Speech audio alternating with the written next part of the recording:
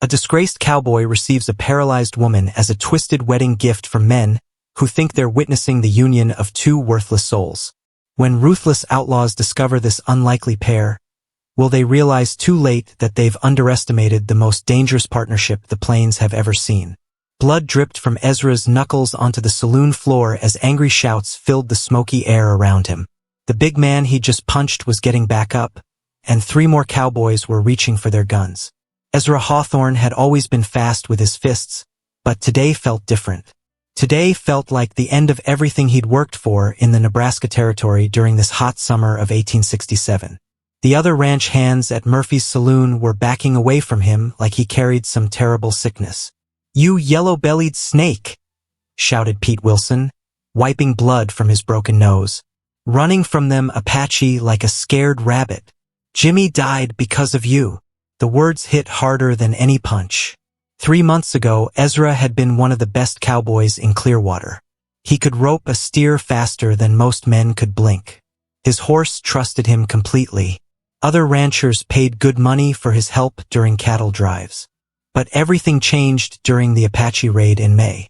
Ezra's hands shook as he remembered that terrible day. He and Jimmy had been checking fence lines when the war party came over the hill. 15 painted warriors on fast horses, whooping and firing arrows. Jimmy had grabbed his rifle and started shooting back. But Ezra had seen those fierce faces and felt his courage drain away like water from a broken bucket. He'd run, left his best friend to fight alone while he hid behind a rock like a child afraid of thunder. Jimmy died with 3 arrows in his chest. The Apache took his horse and rifle. They left his body for the buzzards under the hot prairie sun. Now the whole territory knew what kind of man Ezra really was. "Get out of here, Hawthorne," said Murphy, the saloon owner. His voice wasn't mean, just tired. "These boys got every right to be angry. You caused enough trouble for one day." Ezra picked up his dusty hat from the floor. Nobody looked at him as he walked toward the door. These men had been his friends once. They'd shared campfires and stories. They'd helped each other through hard times and dangerous work. But friendship couldn't survive what he'd done. Outside, the Nebraska sun beat down on Main Street like a hammer on an anvil. Clearwater wasn't much of a town. Just one dusty road with a few wooden buildings on each side. The general store, the blacksmith shop, the church, and Murphy's saloon. Most folks lived on ranches scattered across the endless grassland. Ezra's cabin sat 5 miles east of town, alone on a small piece of land he'd bought with his savings. It wasn't much, just 2 rooms and a porch, but it had been his dream once. A place where he could build something lasting. Now it felt like a prison. His horse, Dusty, waited patiently at the hitching post. The brown mare was one of the few living things that didn't seem to judge him. She nuzzled his shoulder as he climbed into the saddle. "Come on, girl," he whispered. "Let's go home." The ride took an hour through rolling hills covered with tall grass that moved like ocean waves in the wind. Prairie dogs popped up from their holes to watch him pass. A red hawk circled overhead, hunting for rabbits. This land could be beautiful when a man had hope. Today it just looked empty. At his cabin, Ezra unsaddled Dusty and let her drink from the water trough he'd built last winter. The little building looked shabby compared to the big ranch houses where he used to work. The roof needed fixing. The porch steps were loose. Weeds grew around the foundation. He sat on those wobbly steps and stared out at the endless prairie. No other houses were visible in any direction. No smoke from cooking fires. No sounds except wind and insects and his own breathing. This was his life now, alone with his shame. The sun was setting when he saw 3 riders coming across the grassland. Even from a distance, he recognized them. Buck Morrison rode in front on his black stallion. Jake Patterson and Tom Wheeler followed behind like loyal dogs. Buck had been Ezra's friend once, back before the Apache raid. They'd worked cattle together and shared jokes around campfires. But Buck was also the kind of man who enjoyed other people's troubles a little too much. "Evening, Ezra," Buck called out as they got closer. His voice was too friendly, like a snake trying to sound like a songbird. "Mind if we water our horses?" Ezra nodded toward the trough. He didn't trust himself to speak. These men hadn't come just for water. Buck dismounted and let his horse drink while Jake and Tom stayed in their saddles. All three men wore guns on their hips and had the hard look of cowboys who'd seen too much trouble. "Been hearing interesting news in town," Buck said, taking off his hat to fan himself. "About your situation out here." "What situation?" "Living all alone like this. No wife, no family, no prospects." Buck's smile showed too many teeth. "The boys at Murphy's been talking. They think you need help." Ezra felt ice form in his stomach despite the heat. "Don't need help from anybody." "Now that's where you're wrong, friend." Buck put his hat back on and looked at his companions. "We heard about a family in trouble. Got a daughter needs looking after. Real bad." Jake leaned forward in his saddle. "Girl named Isabel Crane. Pretty as a picture, they say. Or was, before her accident." "What kind of accident?" Ezra asked, though he wasn't sure he wanted to know.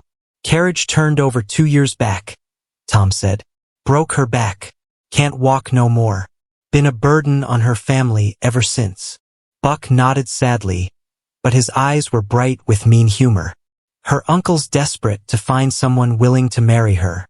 They're even offering money, $50 and a gold watch that belonged to her daddy." The three men waited for Ezra's reaction like cats watching a mouse. He could see the cruel joke forming in their minds. The coward and the cripple. Two broken people nobody else wanted. "Why are you telling me this?" he asked. "Because we're your friends," Buck said. "And friends help each other out. The Crane family needs someone to take care of their girl. You need just about everything. Seems like a perfect match." Jake laughed. "Besides, it ain't like you got other options. No decent woman's gonna marry a man who runs from fights." The words stung because they were true. Ezra's reputation was ruined. No family in the territory would want him courting their daughters. He was damaged goods, just like this girl they were talking about. But something felt wrong about the whole thing. Why were these men really here? What did they gain from arranging this marriage? "What's in it for you?" he asked. Buck's fake smile slipped for just a moment. "Let's just say the Crane family is grateful to anyone who helps solve their problem. Grateful enough to pay a finder's fee." So that was it. They were getting paid to dump an unwanted woman on an unwanted man. Two problems solved with one cruel solution. "I need time to think about it," Ezra said. "Course you do." Buck remounted his horse. "But don't think too long. The family's getting desperate. Might start looking at other bachelors if you take too much time deciding." As the three men rode away into the gathering darkness, Ezra sat alone on his porch and wondered if this was rock bottom or if he could fall even further. The wagon arrived at dawn with squeaking wheels and a driver who looked like he'd rather be anywhere else in the world. Ezra had spent the whole night pacing around his cabin, trying to decide what to do. Part of him wanted to refuse Buck's offer and send the girl back to her family. But another part, the lonely part that talked to him in the dark hours before sunrise, whispered that maybe this was his only chance at having someone to share his life with. Now, watching the old wagon pull up to his porch, he felt like a man about to jump off a cliff. The driver was a thin man with gray whiskers and clothes that had seen better days. He climbed down slowly, like his bones hurt, and walked over to where Ezra stood waiting. "You Hawthorne?" the man asked. "I am. Name's Henry Crane. I'm Isabel's uncle." He didn't offer to shake hands. "Got your bride here along with her things." The way he said bride made it sound like he was delivering a sack of grain or a piece of furniture. Henry walked to the back of the wagon and started untying ropes that held down a canvas cover. "She ain't much trouble," Henry said without looking at Ezra. "Keeps quiet most times. Can sew real nice and knows her letters. Just needs help getting around, if you know what I mean." Ezra's mouth felt dry as desert sand. "Maybe I should meet her first. She's awake. Been awake since before sunrise, matter of fact." Henry pulled back the canvas to reveal the wagon bed, which had been fitted with blankets and a thin mattress. The woman lying there was not what Ezra had expected. The men in town had called her pretty, but that word wasn't big enough for what he saw. Isabel Crane had hair the color of autumn leaves and skin like fresh cream. Her eyes were green as spring grass, but they held a sadness that made Ezra's chest feel tight. She was also clearly afraid, though she was trying hard not to show it. "You must be Ezra," she said. Her voice was soft but steady. "I'm Isabel, ma'am." Ezra touched the brim of his hat. I'm glad to meet you." It was a lie. He wasn't glad about any of this. But his mama had raised him to be polite to ladies, and this woman deserved better than the raw truth about why they were both here. Isabel studied his face like she was trying to read his thoughts. "They told you about my condition?" "Yes, ma'am." "And you're still willing to go through with this arrangement?" Ezra looked at Henry, who was already unloading boxes and bundles from the wagon. The old man clearly wanted to finish his business and leave as quickly as possible. "I reckon so," Ezra said. For the first time, Isabel smiled. It wasn't a happy smile, but it wasn't bitter either. Just tired, like she'd been disappointed too many times to expect much from anyone. "Well then," she said, "I suppose we should get started." Getting Isabel from the wagon to the cabin turned out to be more complicated than Ezra had imagined. She couldn't use her legs at all, and she was heavier than she looked. Henry helped, but the old man wasn't very strong. By the time they got her settled on the bed Ezra had prepared, all three of them were breathing hard. "There's a chair in the wagon," Henry said, wiping sweat from his forehead. "Special made for folks who can't walk. Cost more than I wanted to spend, but Isabel insisted on paying for it herself." The chair had wheels instead of regular legs, and handles she could use to move herself around. It was cleverly built and must have cost a lot of money. Ezra wondered how a woman who couldn't work had earned enough to buy such a thing. "I had some savings," Isabel said, as if she'd read his thoughts. "From before." Henry brought in her belongings, 2 trunks full of clothes and books, a sewing basket, and a small wooden box that she held carefully in her lap. He worked quickly, like he couldn't wait to leave. "The arrangement's for 1 year," he told Ezra when everything was unloaded. "If it don't work out, you can send her back. But the money's yours either way." He handed Ezra a small leather pouch that clinked with coins. $50, as promised, plus a gold pocket watch that felt heavy in Ezra's palm. "This was my brother's," Henry said, looking at the watch. "Isabel's daddy. He was a good man who deserved better than what life gave him." He looked directly at Ezra for the first time. "I hope you'll remember that." After Henry left, Ezra and Isabel sat in awkward silence. The cabin suddenly felt very small with 2 people in it. Ezra had lived alone for so long that he'd forgotten how to share space with another person. "I should probably explain the rules," he said finally. "Rules?" Isabel raised one eyebrow. About how this is going to work. The sleeping arrangements and such." "I see." Her voice was carefully neutral. "And what rules did you have in mind?" Ezra felt his face getting hot.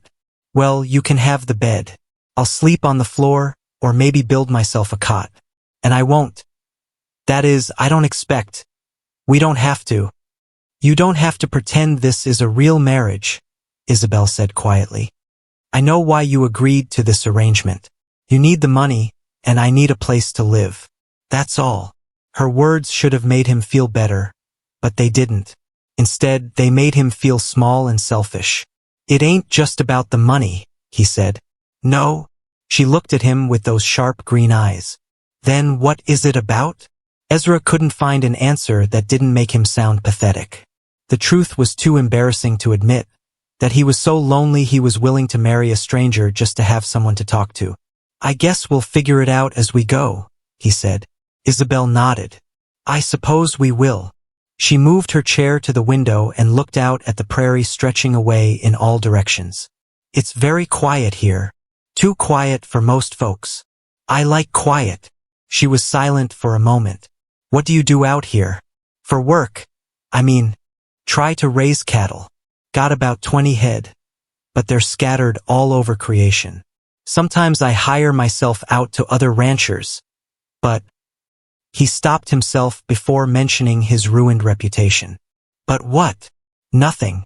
Just that work's been scarce lately." Isabel turned her chair to face him. "They told me about the Apache raid." Ezra felt like he'd been punched in the stomach. Who told you? My uncle. He thought I should know what kind of man I was marrying. Her voice was matter-of-fact, not cruel. He said you ran away and left your friend to die. That's true. The words came out like broken glass. I was a coward. Still am, I suppose. Are you? What do you mean? I mean, are you a coward now? Today? Or were you just a man who got scared once? Ezra stared at her. Nobody had ever asked him that question before. Everyone in Clearwater had decided what kind of man he was based on one terrible moment. But this woman, this stranger who had every reason to judge him harshly, was asking if that moment defined his whole life. I don't know, he said honestly. Then I guess we'll figure that out too. Isabel smiled again, and this time it looked almost real. Along with everything else. As the sun climbed higher in the sky, Ezra began to wonder if maybe, just maybe, this strange arrangement might turn out to be something more than just two broken people trying to survive together. But he didn't dare hope for too much. Hope was dangerous for people like them. The iron pot crashed to the floor, spilling beans everywhere as Isabel's wheeled chair bumped into the stove for the third time that morning. This isn't working, she said, her voice sharp with anger and something that might have been tears. Ezra looked up from mending his torn shirt at the kitchen table. 2 weeks had passed since Isabel arrived, and they were both learning that sharing the tiny cabin was harder than either had expected. The space that felt lonely for one person became cramped and difficult for two, especially when one of them couldn't walk. Let me help, Ezra said, starting to rise. No, Isabel's green eyes flashed. I can do this myself. I have to be able to do this myself. But as she tried to maneuver her chair around the spilled beans, Ezra could see the problem clearly. The cabin had been built for a man living alone. The doorways were barely wide enough for her chair. The kitchen counter was too high for her to reach properly. The whole place was like a puzzle with missing pieces. The cabin's the problem, not you, he said gently. Isabel stopped trying to clean up the mess and looked at him. Her face was red from effort and embarrassment. What do you mean? I mean, this place wasn't built for two people, especially not for someone who needs to move around in a chair. Ezra knelt down and started picking up the scattered beans. We need to make some changes. Changes cost money. Money we don't have. We got $50 from your uncle, and I got some lumber stored in the barn from when I was planning to add another room. Isabel watched him work. You'd do that? Change your whole house for me? Ezra thought about it. A month ago, this cabin had been his private retreat from the world. Now the idea of making it work better for both of them seemed natural, even necessary. It's our house now, he said. Might as well make it comfortable. Over the next few days, Ezra threw himself into the work of rebuilding. He widened the doorway between the kitchen and main room. He lowered part of the counter so Isabel could reach the cooking area. He built shelves at the right height for her to store her things. The hardest job was building a ramp from the porch to the ground. Isabel had been trapped inside the cabin since she arrived, unable to get outside without help. But a ramp would give her freedom to come and go as she pleased. You're making an awful lot of noise out there, she called from the window as he hammered boards together in the morning sun. Good things take time, he called back. And loud hammering, apparently. Despite her teasing, Ezra could hear something new in her voice. Hope, maybe. Or just relief that someone was taking her problems seriously instead of treating her like a burden to be managed. The work was harder than he'd expected. His hands, soft from weeks of inactivity, developed new blisters. His back ached from bending over sawhorses. But something about the physical labor felt good. For the first time since the Apache raid, he was building something instead of just surviving. On the third day, while he was measuring boards for the ramp, Isabel wheeled herself to the porch to watch him work. You don't have to do all this, she said. I know. Then why are you? Ezra paused, considering his answer. The truth was complicated. Part of it was practical. They needed the space to work better. But part of it was something else, something he wasn't ready to name yet. Because it's the right thing to do, he said finally. Is that the only reason? He looked up at her, sitting in the shade of the porch roof with the morning light catching the red highlights in her hair. She was watching him with those sharp green eyes that seemed to see more than most people looked for. Maybe not the only reason, he admitted. That afternoon, as Ezra worked on finishing the ramp, he heard the sound of hoofbeats approaching. 3 riders were coming across the prairie, and even from a distance he could tell they meant trouble. "Isabel," he called quietly. "Get inside." "What's wrong?" "Just get inside. Now." She must have heard something in his voice because she didn't argue. Her chair wheels made soft sounds on the wooden floor as she moved away from the window. The riders were strangers, rough-looking men with hard faces and guns hanging loose in their holsters. They rode like they owned the world and everyone in it owed them something. The leader was a big man with a black beard and small, mean eyes. He looked around the cabin and barn like he was taking inventory. "Afternoon," he said, not bothering to tip his hat. "Nice little spread you got here. Can I help you?" Ezra tried to keep his voice steady. "Depends. We're looking for work.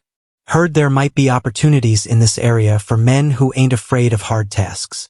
The way he said hard tasks made Ezra's skin crawl. These weren't men looking for honest ranch work. "Don't have any work available," Ezra said. "That's a shame." The big man's eyes moved to the cabin windows. "Heard tell you got yourself a wife recently. Pretty thing, they say. Must get lonely out here for a woman." Ice formed in Ezra's stomach. Somehow, word about Isabel had spread beyond Clearwater. And not just word about her existence, but details that made her sound like easy prey. "My wife and I like our privacy," Ezra said carefully. "Course you do. Course you do." The man's smile showed yellow teeth. "Thing is, we might be in the area for a while. Looking for a place to rest our horses, maybe get a hot meal. You understand." It wasn't a request. It was a threat wrapped in polite words. "The town's got a hotel," Ezra said. "Town's got sheriffs too. And questions. We prefer the countryside." The man looked directly at Ezra. "Heard you understand the value of avoiding questions. Something about running from fights." So they knew about his reputation too. Someone had told them exactly where to find a coward and his helpless wife. "You boys best move on," Ezra said, his hand moving closer to the gun on his hip. "Or what?" The second rider laughed. "You'll run away again?" The third man, younger than the others, was staring at the cabin with hungry eyes. Wonder if the stories about his wife are true. About her condition. Red rage flashed through Ezra's vision. These men weren't just threatening him. They were talking about Isabel like she was property they could take. "Get off my land," he said quietly. "Now, that ain't very neighborly," the leader said. "Especially considering we know all about you, Hawthorne. Know about your yellow streak. Know about that poor crippled girl you got in there. Seems to me you ain't in much position to make demands." The horses shifted restlessly, sensing tension. Ezra could feel sweat running down his back despite the cool afternoon air. 3 against 1, and his reputation said he'd run at the first sign of real trouble. But something had changed inside him during these weeks with Isabel. The shame that had eaten at him since the Apache raid was still there, but it was mixed with something new. Something that felt like anger, but cleaner, more focused. These men were threatening his home, his wife, his chance at building something good from the wreckage of his life. "I said get off my land."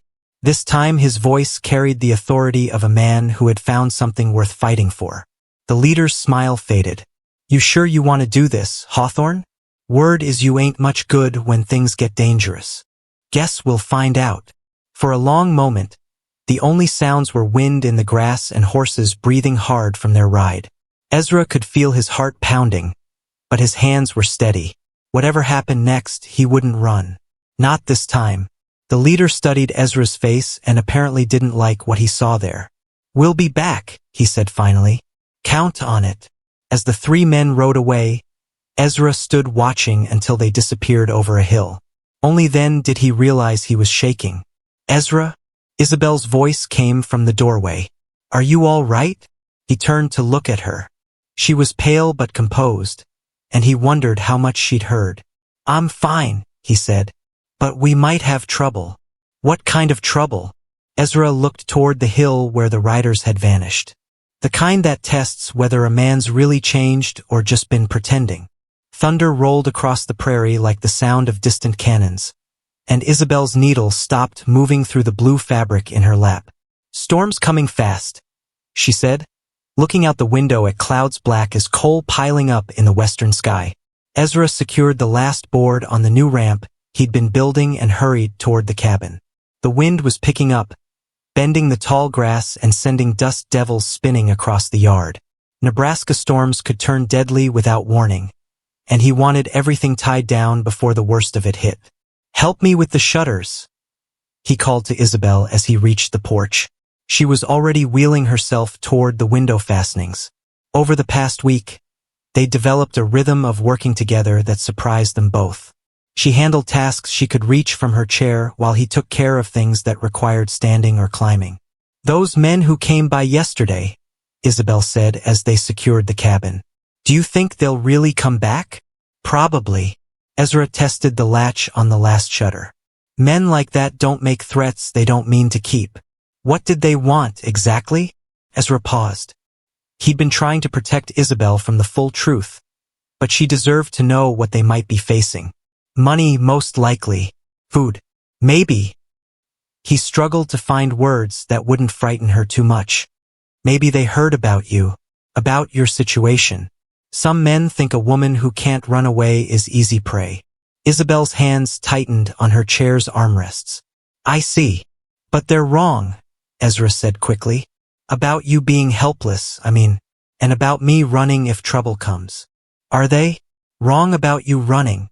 The question hung between them like the charged air before lightning strikes. Ezra had been asking himself the same thing for days. "I hope so," he said honestly. The first fat raindrops splattered against the windows as they moved inside. Within minutes, the drops became a downpour that drummed on the roof like 1,000 tiny hammers. Lightning flashed, turning the world outside stark white for brief moments. "I've been thinking about what you said," Isabel said, raising her voice over the storm noise. "About this being our house now. What about it? If it's really our house, then I should contribute more than just sewing and cooking." She reached for a wooden box she'd kept near her bed since arriving. "There's something I haven't told you about my life before the accident." Ezra settled into his chair by the fireplace, curious. Isabel had shared very little about her past beyond basic facts about her family and the carriage crash that changed everything. "My father owned a general store in Omaha," she said, opening the box carefully. "After my mother died, I helped him run it. Kept the books, managed inventory, dealt with suppliers." She pulled out a thick ledger bound in brown leather. The pages were covered with neat columns of numbers and careful handwriting. "I wasn't just helping," she continued. "By the time I was 20, I was running most of the business myself. Papa was getting old, and his eyes weren't good for reading fine print anymore." Ezra leaned forward. "You ran a whole store? For 3 years. We did well too. Better than most businesses in town." Pride crept into her voice. "I had plans to expand into dry goods, maybe open a second location." Lightning illuminated the cabin again, followed immediately by thunder that shook the walls.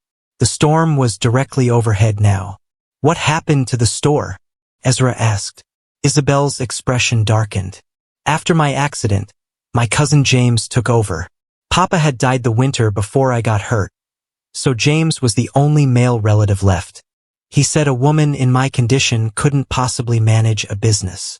Even though you'd been running it successfully for years. Even though." Her voice was bitter. "He sold everything within 6 months. Said he was protecting me from the stress of business worries." Ezra was beginning to understand why Isabel had been so insistent on paying for her own wheelchair and keeping her personal belongings close. She'd lost more than the use of her legs in that carriage accident. She'd lost her independence, her livelihood, and her future. "Is that why your uncle was so eager to marry you off?" he asked. "Partly. James gives the family a small allowance for my care, but he makes it clear that I'm a burden. Finding me a husband meant one less mouth for him to worry about feeding. Another flash of lightning revealed something moving outside the window. Ezra tensed, reaching for the rifle he kept by the door. "What is it?" Isabel asked. "Thought I saw." He peered through a gap in the shutters. Probably just a tree branch blowing in the wind. But his instincts were telling him something different. During his years as a cowboy, he'd learned to trust those instincts. They'd kept him alive more than once. "Isabel, I need you to listen carefully," he said, keeping his voice low. "There's a loose floorboard under your bed. Third board from the wall. There's a gun wrapped in oilcloth underneath it." She stared at him. "You hid a gun under my bed?" "Your gun. From your father's store. Your uncle gave it to me with your other things. Said you might want it for protection." "Papa's Colt." Her voice was soft with memory. "I'd forgotten Uncle Henry packed it. Can you still use it?" "I could shoot a playing card at 20 paces when I was 16. Some of her old confidence returned. "The accident didn't hurt my hands or my eyes." A board creaked on the front porch, too heavy and deliberate to be caused by wind. Ezra blew out the lamp, plunging the cabin into darkness lit only by lightning flashes. "Get the gun," he whispered. Isabel moved her chair quickly toward the bed while Ezra positioned himself by the front window. Through the storm, he could make out shapes moving around the cabin. At least 3 men, maybe more. "They're using the storm as cover," he said quietly. "Smart." Isabel had retrieved the pistol and was checking its chambers with practiced efficiency.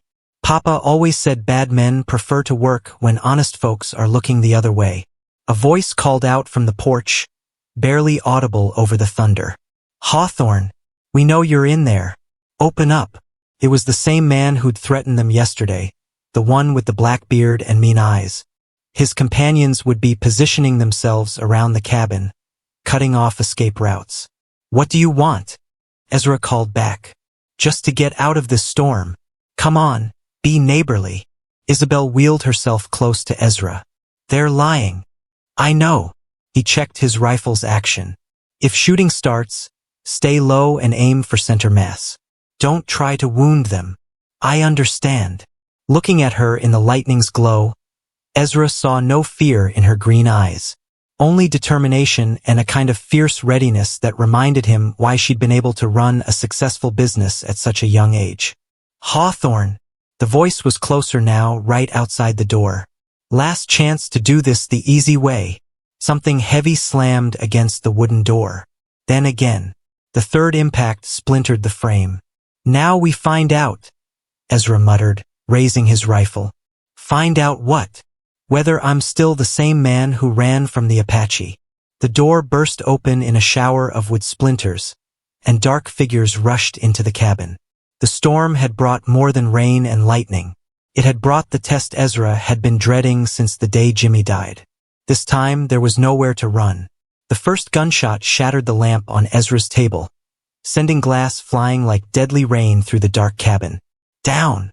Ezra shouted, diving behind the overturned kitchen table as 2 more bullets punched holes in the wall where he'd been standing. The storm outside masked the sound of gunfire, which meant no help would come from neighboring ranches. Isabel had already dropped low in her chair, Papa's Colt steady in her hands.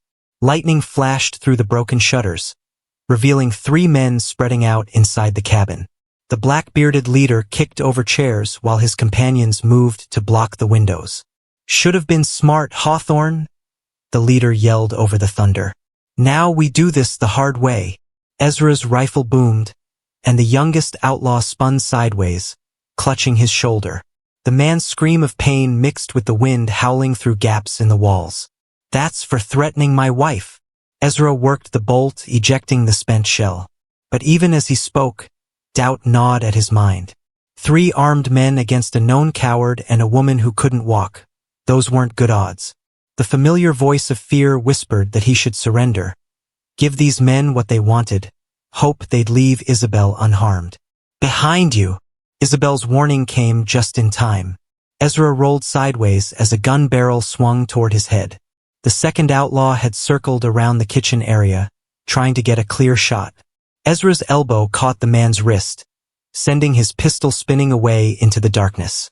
They grappled on the floor, the outlaw stronger but Ezra more desperate. The man's fist connected with Ezra's jaw, stars exploding behind his eyes. But then Isabel's gun spoke, and the outlaw jerked backward with a cry of surprise.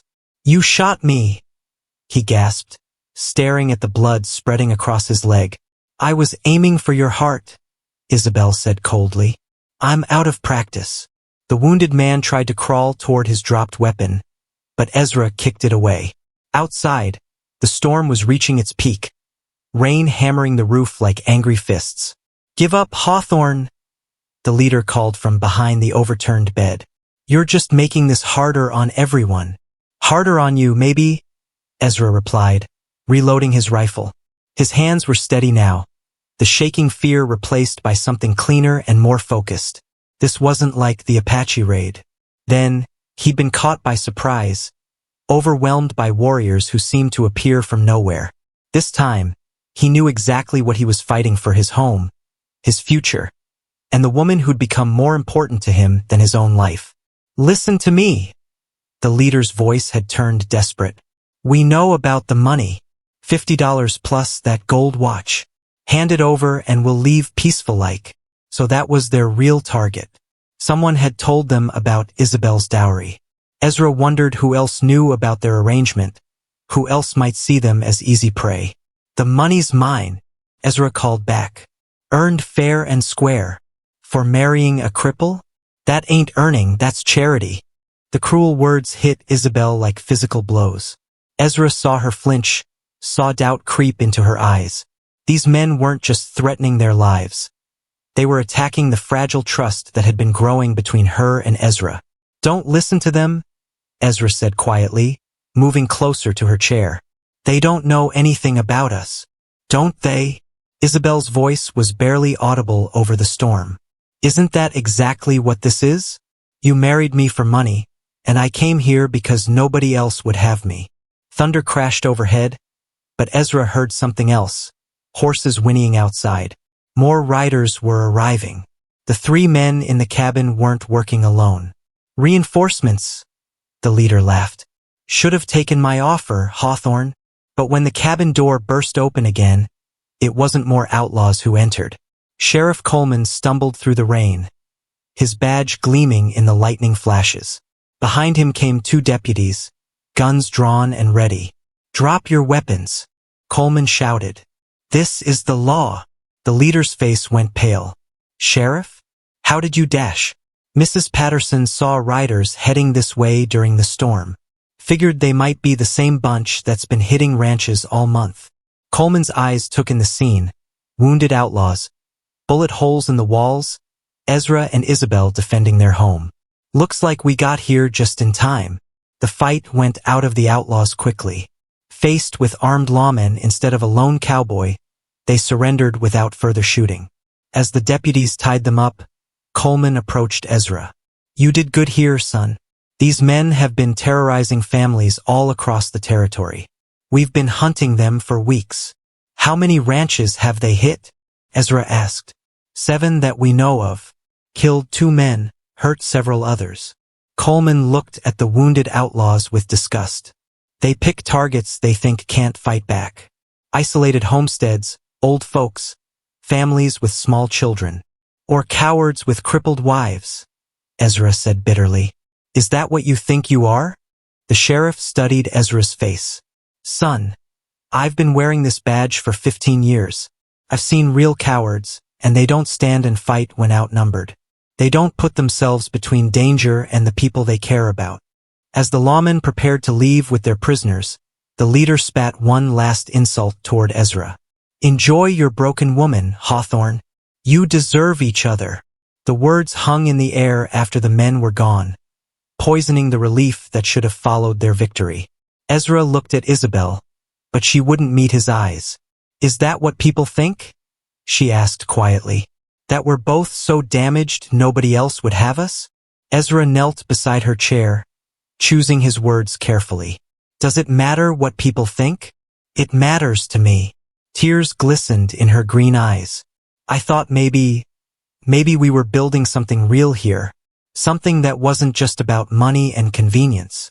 "We are," Ezra said firmly.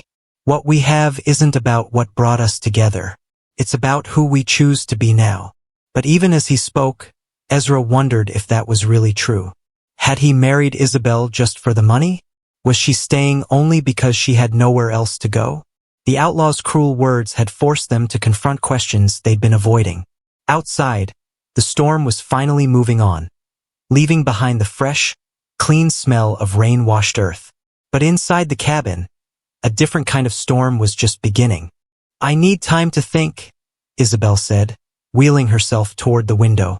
About what this all means. About what we really are to each other. Ezra watched her silhouette against the lightning-lit sky and felt something crack inside his chest. They'd survived the attack, but the real test of their relationship was just beginning. Morning sunlight streamed through the bullet holes in the cabin walls, creating patterns of gold on the wooden floor that should have been beautiful, but only reminded Ezra of how close they'd come to dying. Isabel sat at the kitchen table, her breakfast untouched, staring at a letter that had arrived with the sunrise mail delivery. The envelope was expensive paper, the kind used by important people for important business.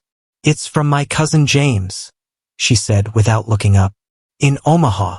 Ezra felt his stomach drop. After the fight with the outlaws, after the cruel words about their marriage being nothing but charity, the last thing they needed was interference from Isabel's family. What does he want? To offer me a way out. Her voice was flat, emotionless. He's reconsidered his position about women in business. Says he'll sell me back half of Papa's store if I return to Omaha. I'd have a real income again. My own living quarters above the shop. She folded the letter carefully, her movements precise and controlled. He's even willing to pay you compensation for your trouble.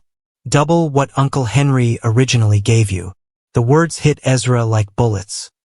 He wants to buy you back. In a manner of speaking. And what do you want? For the first time since receiving the letter, Isabel looked directly at him. Her green eyes held a sadness so deep it made his chest ache. I want to know why you really married me, Ezra. Not the pretty words you said yesterday during the fight. The real truth. Ezra sat down across from her, his hands clasped tightly in his lap. This was the conversation he'd been dreading since the outlaws forced them to examine their relationship. You want honesty? I want honesty. The money was part of it, he admitted. I won't lie about that. $50 is more cash than I'd seen in months. Isabel nodded, her expression unchanged. What else? I was lonely. So lonely I was starting to talk to my horse like she could answer back.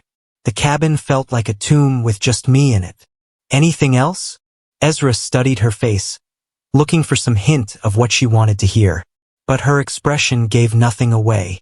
I was curious about you, he said finally.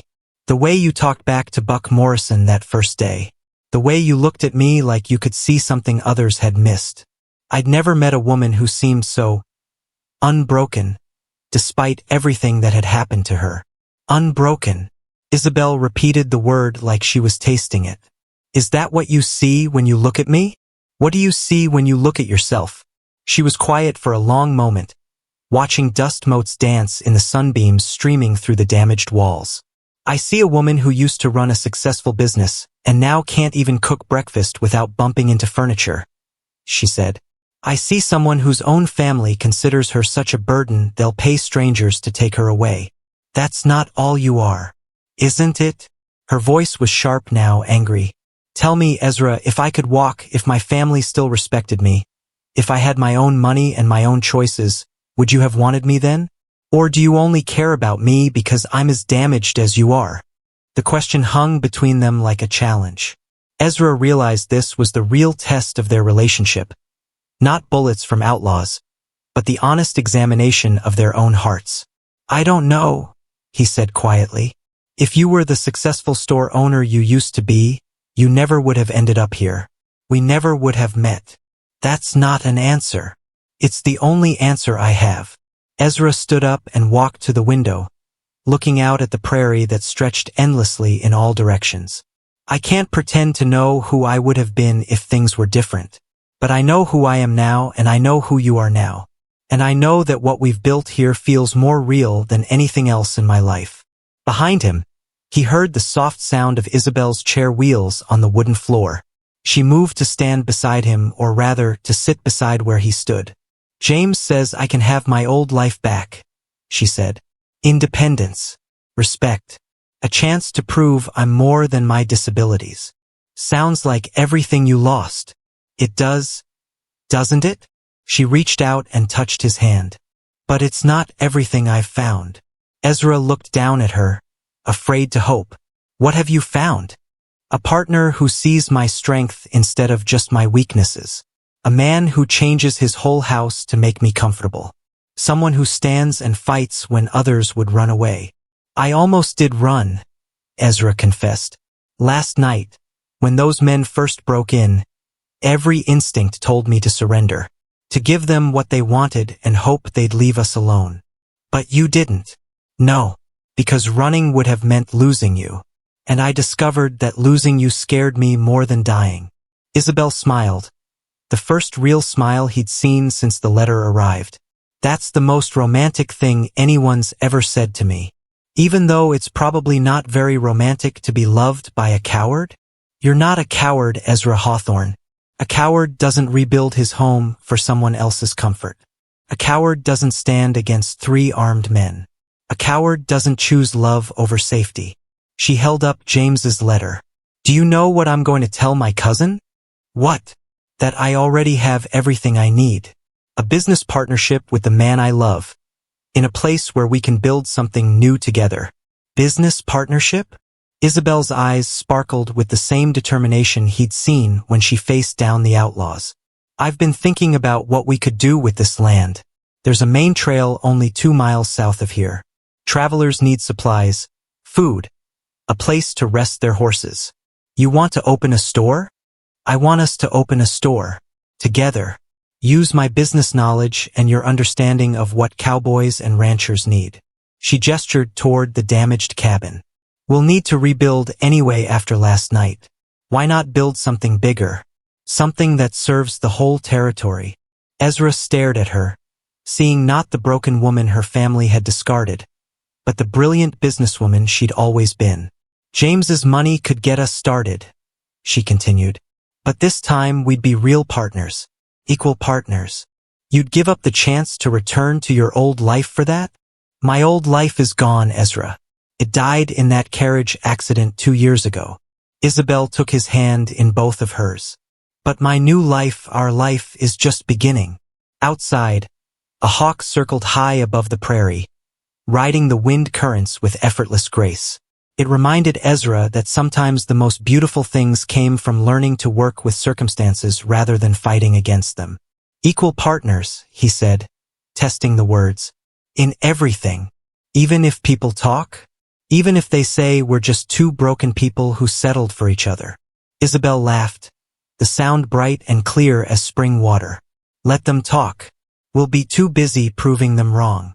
The hammer slipped from Ezra's sweaty grip and nearly crushed his foot as angry voices carried across the prairie from the main road. There they are. Buck Morrison's shout could be heard half a mile away. The coward and his cripple wife, playing house. Ezra straightened from where he'd been nailing boards for their new store's front wall. 3 months had passed since the outlaw attack, and their trading post was finally taking shape. But now a group of riders approached with the kind of purposeful anger that meant serious trouble. Isabel, he called toward the cabin. We got company coming. She wheeled herself out onto the porch, shading her eyes against the October sun. How many? 8 or 9. Bucks leading them. The riders weren't just from Clearwater anymore. Word about Ezra and Isabel's growing success had spread throughout the territory, and not everyone was happy about it. Their little trading post was cutting into the profits of established businesses in bigger towns.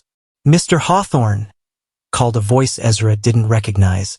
A thin man in an expensive suit rode beside Buck, looking like he'd never done a day's honest work in his life. I'm Edgar Whitman, representing the Clearwater Business Association. We need to talk. The group dismed near the half-built store, their horses snorting and stamping.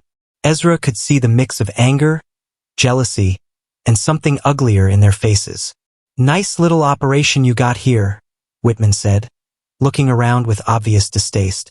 "Shame you didn't think to get proper permits before starting construction." "What permits?" Ezra kept his voice steady, but his stomach was sinking fast. "Building permits, business licenses, health inspections." Whitman pulled out an official-looking paper covered with stamps and signatures. "The territorial government takes these things very seriously." Buck grinned like a cat with a mouse. "Seems like you can't just decide to open a store without following proper procedures, Hawthorne. There are rules about these things. Rules that somehow don't apply to other stores?" Isabel's voice carried clearly from the porch. "Funny how these regulations only appeared after we started succeeding." Whitman's face reddened. "Mrs. Hawthorne, this is a matter of legal compliance, not personal prejudice." "Is it? Then why didn't anyone mention these requirements when we filed our initial paperwork 3 months ago?" The thin man's eyes shifted away from hers. "The paperwork was incomplete." "The paperwork was perfect," Isabel said calmly. "I've been handling business documents since I was 16. I know what's required and what isn't." One of the other riders, a stocky man with a sheriff's badge, stepped forward. "Ma'am, I'm Deputy Marshal Hayes. These gentlemen have filed formal complaints about your operation. Safety violations, improper documentation, interference with established trade routes." Ezra felt anger building in his chest. What safety violations? What interference? "Well," Hayes consulted another paper. "You're selling goods without proper inspection certificates. Your building doesn't meet territorial standards for commercial structures. And several businesses in Clearwater claim you're undercutting their prices unfairly." "Undercutting their prices by being more efficient," Isabel said. "By offering better service and fresher goods.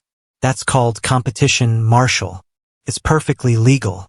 Buck laughed nastily. "Legal for real businesses, maybe. But this ain't a real business. It's just a charity case pretending to be something important." The insult hung in the air like smoke from a gun barrel. Ezra saw red creep across his vision, but Isabel's calm voice stopped him from doing something stupid. "Mr. Morrison," she said pleasantly, "I have the sales figures right here if you'd like to see exactly how much of a charity case we are." She produced a leather-bound ledger from her lap. "Last month alone, we served 47 travelers, sold $300 worth of supplies, and provided emergency shelter for 2 families caught in that early blizzard." Whitman's eyes widened at the numbers. $300? That's impossible. Check with the customers if you don't believe me. Isabel's smile was sharp as a knife blade. "The Henderson family from Kansas. The Murphy Cattle Drive. Captain Morrison's freight wagons. Oh wait, that's your brother, isn't it, Buck?" Buck's face went pale. "What are you talking about?" "Your brother Robert bought supplies here last week. Said we had the best prices and freshest food he'd found between here and Denver. Quite complimentary, actually." The group of men exchanged uncomfortable glances. If Captain Morrison, one of the territory's most respected freight haulers, was shopping at the Hawthorne Trading Post, then other people would follow. "That doesn't change the legal issues," Hayes said, but his voice lacked conviction. "The complaints have been filed. I have to investigate." "Then investigate," Isabel said, "but do it fairly. Check our books, inspect our building, talk to our customers. Don't just take the word of competitors who are losing business to better service." Deputy Marshal Hayes looked like a man caught between duty and common sense. "I'll need to see all your documentation, business records, building plans, supplier contracts." "Of course." Isabel wheeled herself toward the cabin. "Ezra, would you help the marshal with the files? They're organized by date and category." As Hayes followed them inside, the remaining men huddled around Whitman and Buck. Ezra could hear fragments of their conversation through the open window. "More successful than we thought. Can't shut them down on these grounds. Need another approach." When Hayes emerged from the cabin 20 minutes later, his expression had changed completely. "Mrs. Hawthorne, your records are the most complete and accurate I've seen from any business in the territory. Every transaction documented, every supplier properly licensed, every regulation followed to the letter. Whitman's jaw dropped. But the complaints are groundless, Hayes finished firmly. This operation is completely legal and properly run. He looked at Buck with obvious disgust. Maybe you boys should focus on improving your own businesses instead of trying to tear down someone else's. After the deputy marshal left, taking most of the riders with him, Buck and Whitman remained behind. Their faces showed the frustrated anger of men whose plans had failed spectacularly. "This isn't over," Buck said quietly. "You might have fancy paperwork and legal documents, but you're still what you've always been, a coward who got lucky." "Maybe," Ezra replied, "but I'm a coward with a very smart wife and a successful business. What are you?" Buck's hand moved toward his gun, but Whitman grabbed his arm. "Not here. Not now." As they rode away, Isabel came out onto the porch. "They'll be back." "I know." Ezra picked up his hammer and returned to work on the store wall. "But next time we'll be ready." "Next time might not involve legal challenges or business complaints," Isabel warned. "Men like Buck don't give up easily. When they can't win fairly, they find other ways." Ezra drove a nail deep into the pine board with 3 solid strikes. "Then we'll face whatever comes. Together." But as he watched the dust cloud from the departing riders, he wondered what new trouble they were planning. Success had made them targets in ways they hadn't expected. And in the Nebraska Territory of 1867, there were plenty of ways to destroy someone without breaking any laws. The sound of approaching hoofbeats made them both tense. But this time it was good news. Captain Morrison, Buck's older brother, rode up with a loaded freight wagon and a smile on his weathered face. "Afternoon, folks. Heard you had some excitement here today." "Nothing we couldn't handle," Ezra said. "Good to hear. My brother's always been too quick to stir up trouble." Robert Morrison climbed down from his wagon. "Brought you those supplies you ordered from Denver. And I got some news you might find interesting." "What kind of news?" Isabel asked. "The kind that says your little trading post here is about to get a lot more business. The territorial government's planning a new mail route that runs right past your front door. 3 times a week, starting next month." Ezra and Isabel exchanged glances. A mail route meant regular traffic, steady customers, and the kind of official recognition that would make it much harder for competitors to cause trouble. "There's more," Captain Morrison continued. "They're looking for an official mail stop along this stretch. Someone reliable who can handle deliveries and provide services for postal workers." "Interested?" Isabel asked Ezra. "Very interested." As Captain Morrison unloaded their supplies, Ezra realized that their enemies had made a crucial mistake. By trying to destroy their business with legal challenges, they'd only drawn attention to how successful and well-run it really was. Now that success was about to grow in ways none of them had imagined.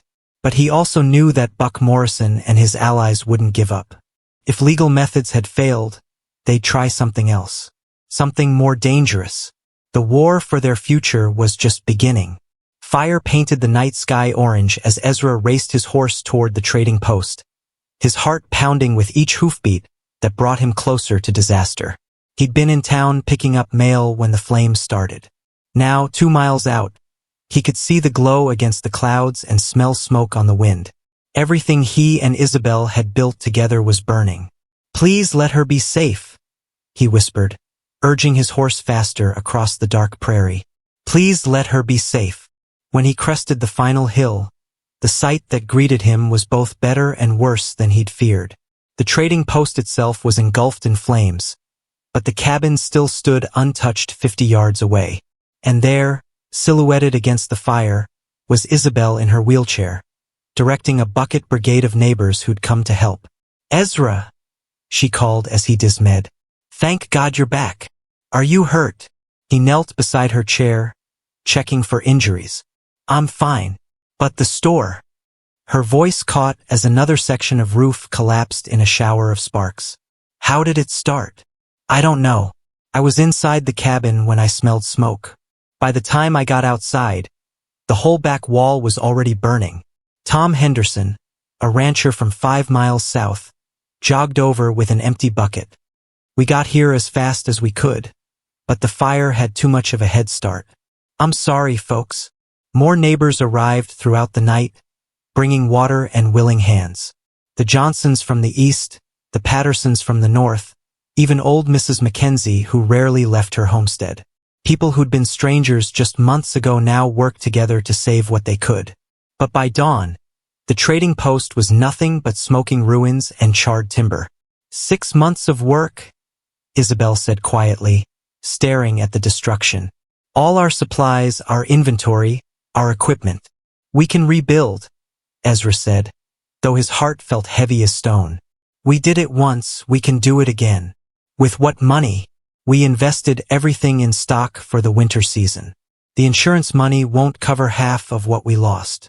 Sheriff Coleman arrived with the sunrise, his face grim as he examined the ruins. After an hour of poking through the debris, he approached them with something in his hand. Found this buried under some boards, he said, holding up a glass bottle that still smelled of coal oil. Fire didn't start by accident. Ezra felt cold anger settle in his stomach. Someone burned us out. Looks that way. Question is who?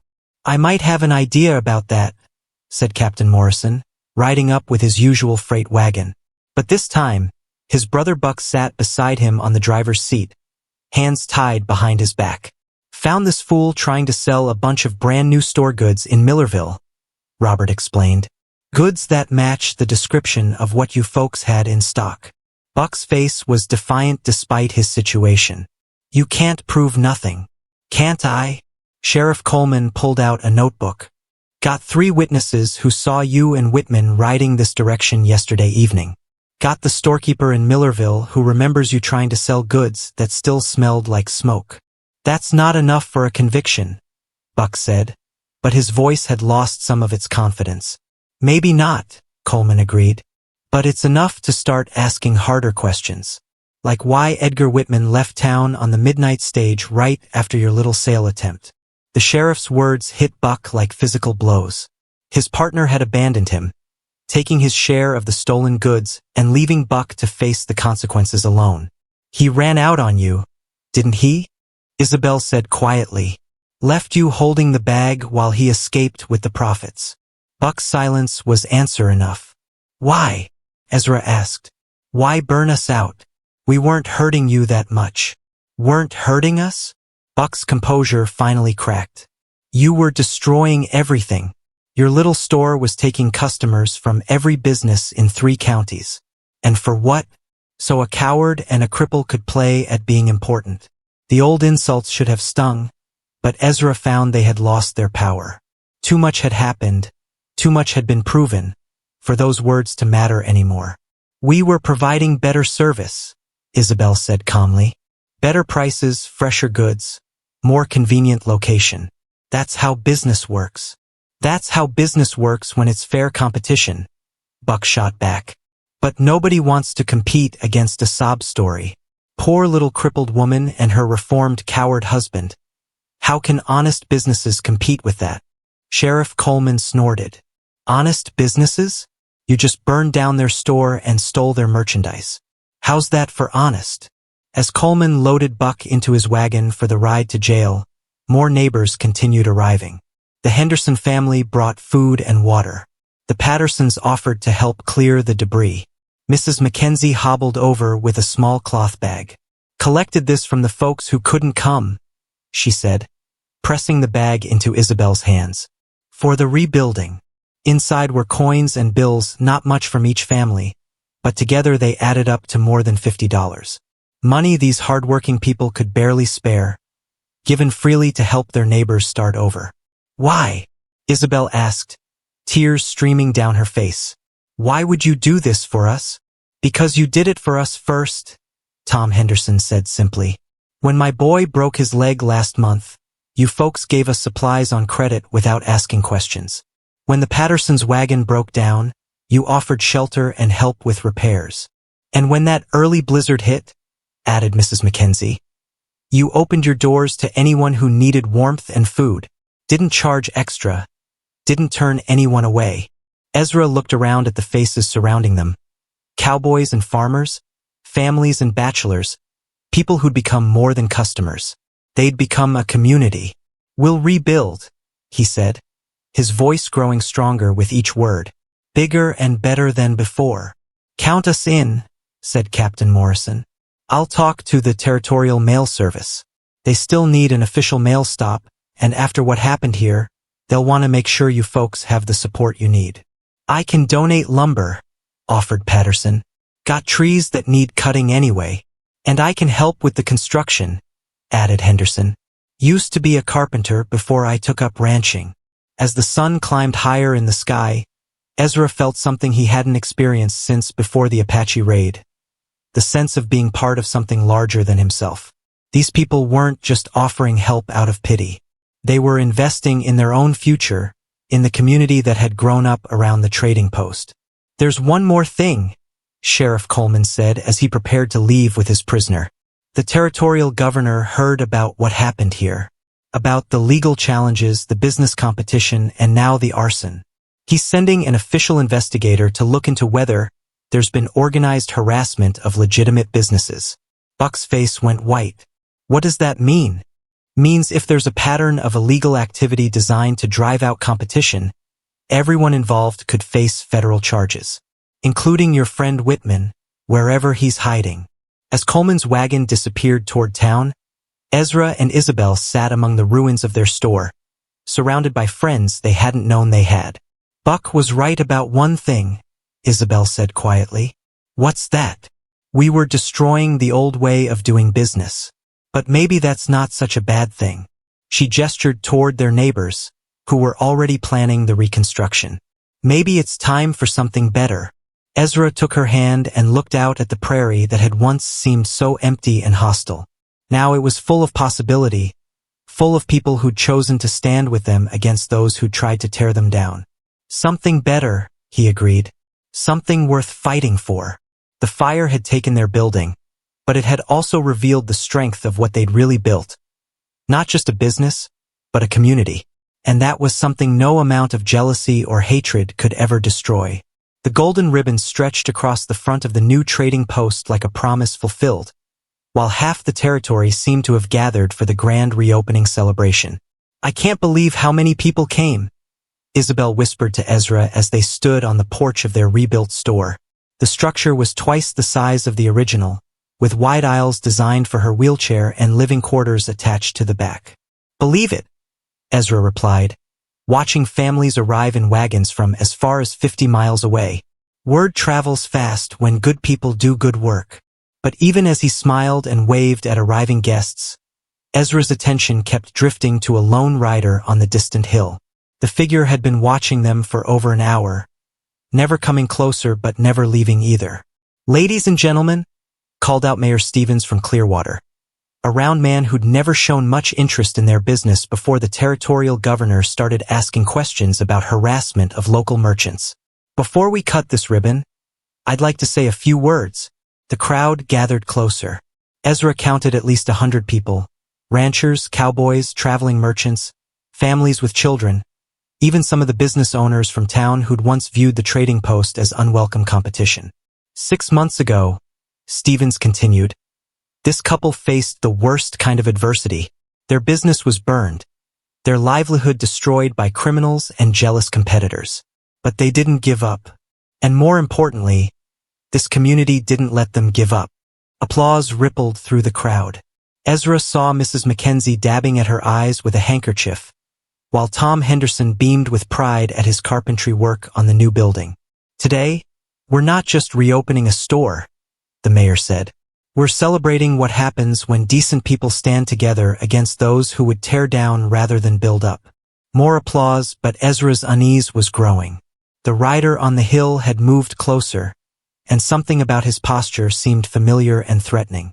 "Ezra," Isabel said quietly, following his gaze. "Do you recognize him?" Before he could answer, Sheriff Coleman stepped up to the ribbon with a large pair of scissors. "Mrs. Hawthorne, would you do the honors?" Isabel wheeled herself forward, but as she reached for the scissors, a gunshot cracked across the prairie. The bullet splintered the porch post just inches from her head. "Everyone down!" Coleman shouted, drawing his weapon as panic spread through the crowd.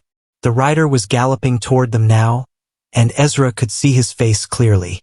Edgar Whitman, the businessman who'd disappeared after the fire, had returned with vengeance on his mind and a rifle in his hands. "You ruined everything," Whitman screamed as he rode closer. "My reputation, my business connections, my whole life." He fired again, this shot shattering a window in the new store. Women grabbed their children and ran for cover behind wagons while the men reached for their own weapons.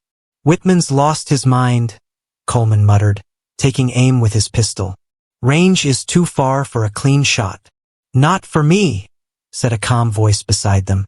Everyone turned to see Isabel holding her father's Colt revolver, the weapon steady in her practiced hands despite the chaos around them. "Isabel, no," Ezra said.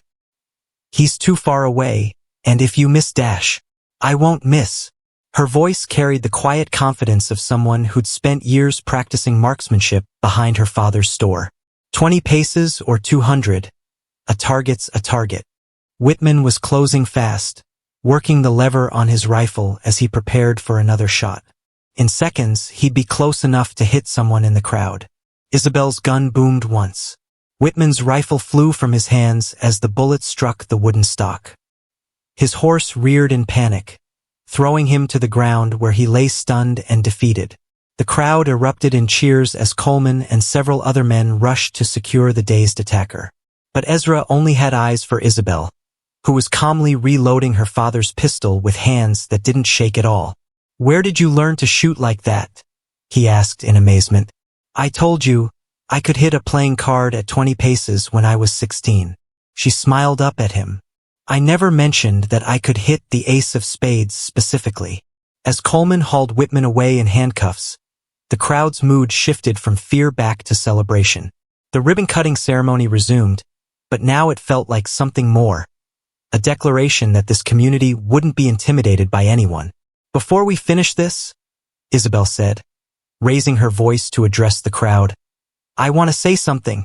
The chattering died down as people gathered to listen. "When I first came here, I thought I was broken, useless, a burden that nobody really wanted." Her voice carried clearly across the prairie air. "I was wrong about a lot of things, but mostly I was wrong about what makes a person valuable." She looked at Ezra, then out at the faces of their friends and neighbors. "I used to think my worth came from being able to walk, from running a business, from being independent. But I've learned that real worth comes from the connections we make with others, from the way we lift each other up when times are hard." Murmurs of agreement rippled through the crowd. "This store isn't just a business," she continued. "It's proof that when good people work together, they can overcome anything. Buck Morrison and Edgar Whitman tried to destroy us because they couldn't understand that. They thought competition meant tearing others down instead of building themselves up." "What happened to Morrison?" someone called out. Sheriff Coleman stepped forward. "Buck Morrison was sentenced to 5 years in territorial prison for arson and theft. Edgar Whitman will be joining him as soon as the circuit judge gets here next month." The crowd buzzed with satisfaction. Justice had been served, and the troublemakers who'd plagued honest businesses throughout the territory were finally facing consequences. "Now," Isabel said, taking the scissors from Coleman, "let's officially open this store and show everyone what this community can accomplish." The ribbon fell in 2 pieces as the crowd cheered.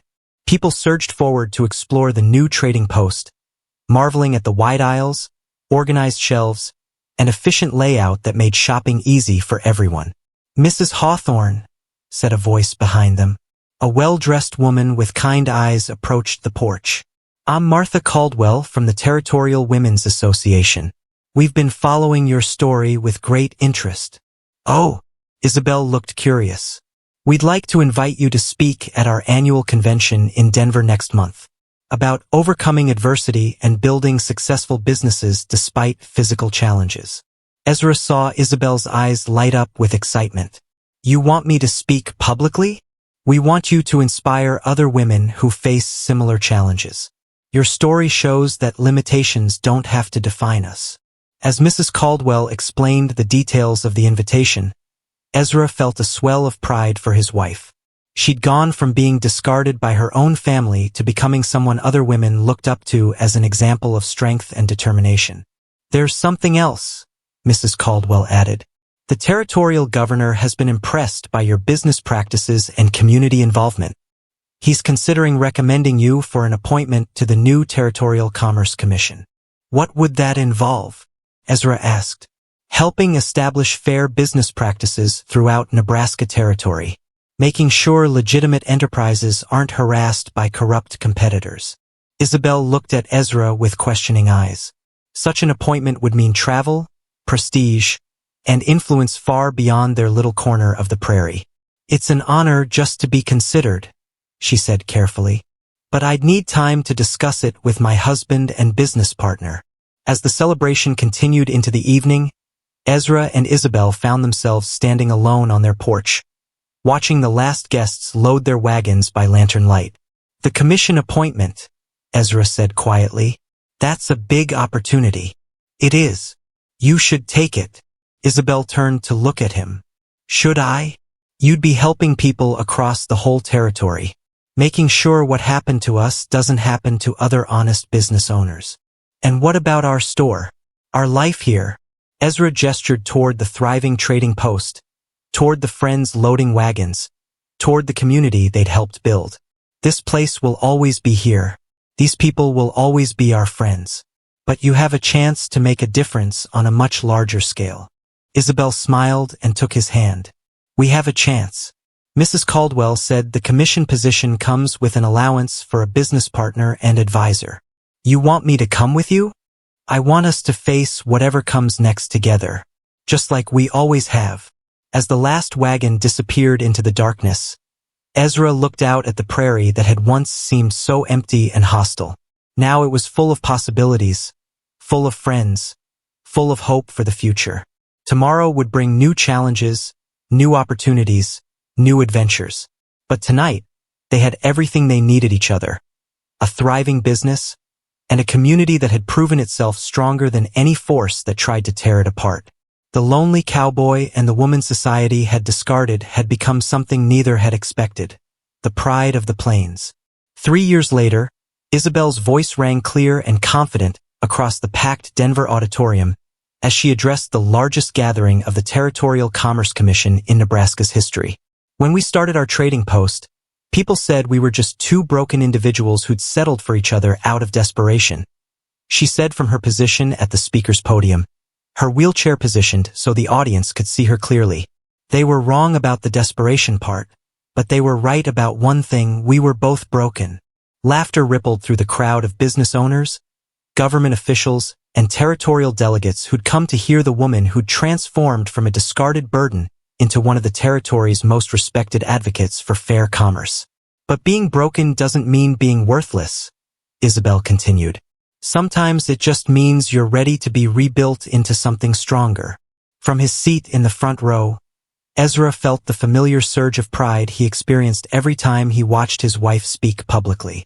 The shy, bitter woman who'd arrived at his cabin in a wagon was now confident enough to address crowds of hundreds, influential enough to change territorial law, and respected enough that the governor himself sought her advice on business matters.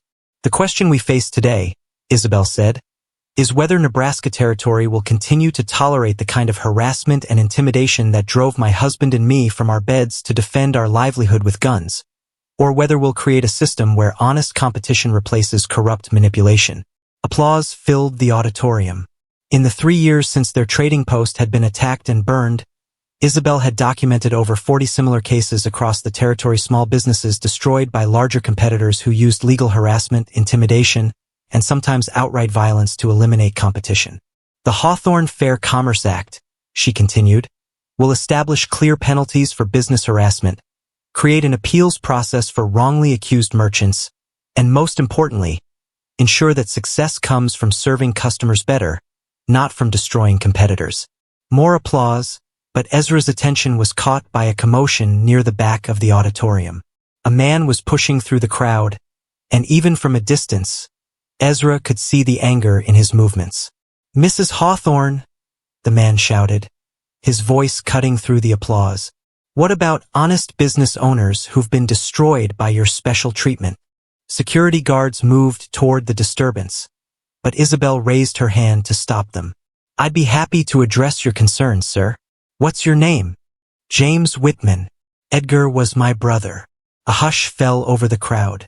Edgar Whitman had died in territorial prison 6 months ago, still ranting about the injustices done to him by the Hawthorns and their supporters. "My brother wasn't a criminal," James continued, his voice shaking with emotion. "He was a legitimate businessman trying to protect his livelihood from unfair competition. You people destroyed him with lies and political connections." Ezra tensed, ready to move if the man became violent. But Isabel's response was calm and measured. "Mr. Whitman, I'm sorry for your loss. Losing a family member is always painful." Her voice carried genuine sympathy.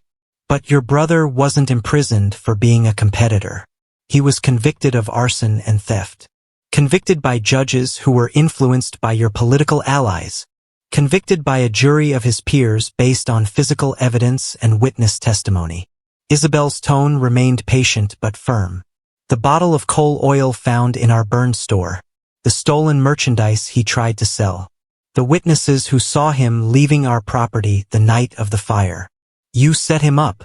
You and your husband and that corrupt sheriff." The accusation hung in the air like smoke.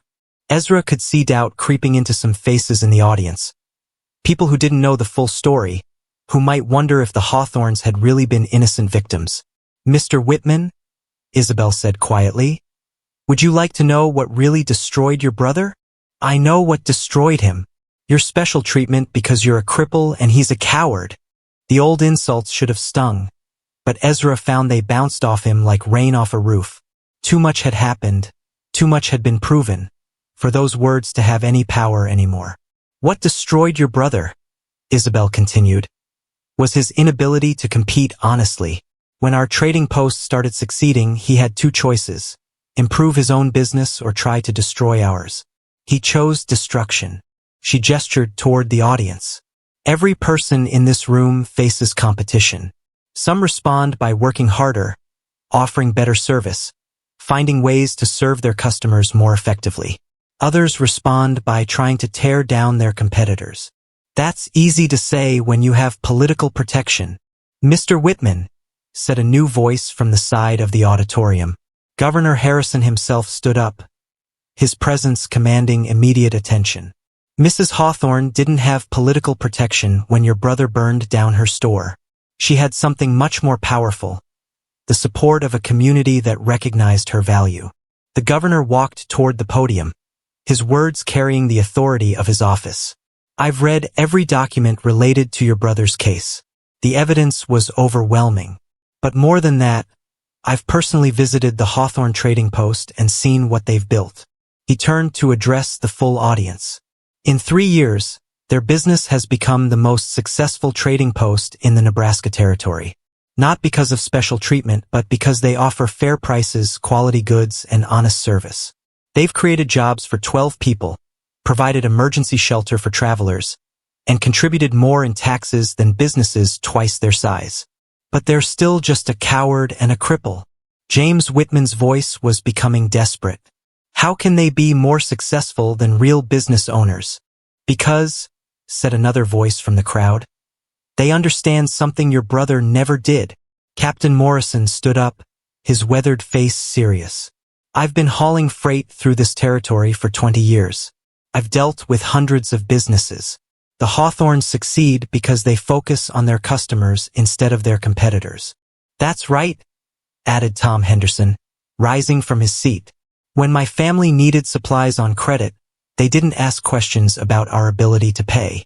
They trusted us and helped us through a hard time." More voices joined in: customers who'd been helped, neighbors who'd been supported, competitors who'd learned to improve their own businesses instead of trying to destroy others.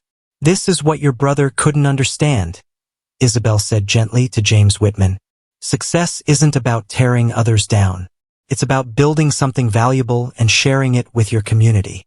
The angry man looked around at the sea of faces, all telling the same story of the Hawthorns' positive impact on their lives and businesses. His shoulders sagged as he realized he was fighting not just 2 people, but an entire community. They were still just charity cases, he said weakly. Were they? Governor Harrison asked. Because from where I stand, they look like exactly what this territory needs. People who turn challenges into opportunities, who build bridges instead of walls, who prove that worth isn't determined by circumstances but by character. James Whitman stood silent for a long moment, then slowly made his way toward the exit. At the door, he turned back. I hope you're right, he said quietly. I hope they really are what you think they are. After he left, the auditorium gradually returned to its celebratory mood. The Hawthorne Fair Commerce Act passed by unanimous vote, creating protections for honest businesses throughout the territory. Later, as the crowd dispersed and officials congratulated them on their success, Ezra and Isabel found themselves alone on the steps of the Capitol building, watching the sun set over the bustling city of Denver. Do you ever think about it? Isabel asked. About what would have happened if Buck Morrison hadn't brought us together? Sometimes, Ezra admitted, but not with regret. No, because I think we would have found each other somehow. Maybe not the same way, maybe not at the same time, but somehow. Isabel smiled. You really believe that? I believe that some people are meant to be partners, meant to build something together that neither could create alone. He took her hand. I believe that what happened to us, the good and the bad, was just the universe's way of making sure we didn't miss each other. As they sat together watching the lights begin to twinkle in the city below, Ezra thought about the journey that had brought them here. From a cruel joke meant to humiliate two broken people, they'd built a successful business, a strong marriage, and a community that had changed the way an entire territory thought about commerce and competition. What's next? Isabel asked. Whatever we choose, Ezra replied. Together, the lonely cowboy and the discarded woman had become something neither had dreamed possible when they first met in that dusty cabin. They'd become proof that worth isn't determined by society's judgment, but by the courage to believe in yourself and the wisdom to find others who see your true value. They'd become the pride of the plains, not because they were perfect, but because they'd learned that sometimes the most beautiful things grow from the most broken ground. In the distance, a train whistle echoed across the prairie, carrying with it the promise of new adventures, new challenges, and new opportunities to prove that love and partnership could overcome any obstacle life might place in their path.